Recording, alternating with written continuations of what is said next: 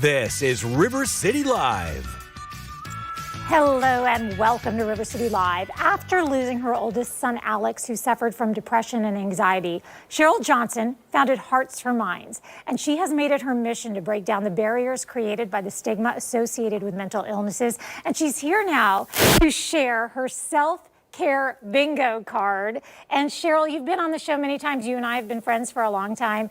And what you have decided is we're going to make sure everybody understands that you can be anxious, you can have things going on in your life, but you can show up for yourself and for everyone around you at the same time, right? Absolutely. The whole concept is self-care isn't selfish, and it doesn't have to take a whole day or be something that's overwhelming. You can make it simple. Little bits of things that you do can make all the difference in your mental well-being.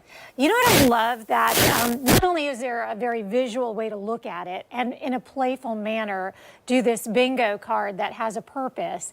And some of the things on the bingo card are things like, arm yourself with some facts about, for example, suicide is one of them. But then Correct. other things are just much more light. Yeah, like bake, or or take a walk, or check in on a friend, or spend 5 minutes doing breathing exercises. And we have a pre-printed card, and we do a new one every month, but you can always do your own, or you can do it as a family challenge, and you can have everybody try and do it in the family, and maybe whoever wins that week gets to have a reward or that month. I mean, it makes it fun, it makes it easy. I put mine on the refrigerator, so every time I go, it reminds me to do one of those things. And also, people have book clubs, people have get-togethers. I think, ladies who have a group text, somebody could put that up in their group text, maybe. Yeah, that would be amazing. But I know you and I are going to do some brownie decorating as we chat, just because this is one of, nobody's saying eat your feelings here, but what we are saying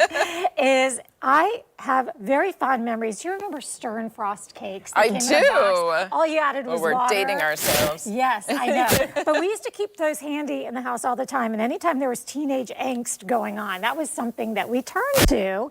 It was fun. It was the whole process, just smelling that delicious cake, baking, and then doing the decorating after. Yeah, it's using all those sensory parts of your body. It's making something, it's tactile, it's frosting it, it's smelling it, it's colorful, all of those things. It has a whole process, and it definitely can change your mindset. And in this day and age where so many people are like, well, that's a lot of carbs, guess what?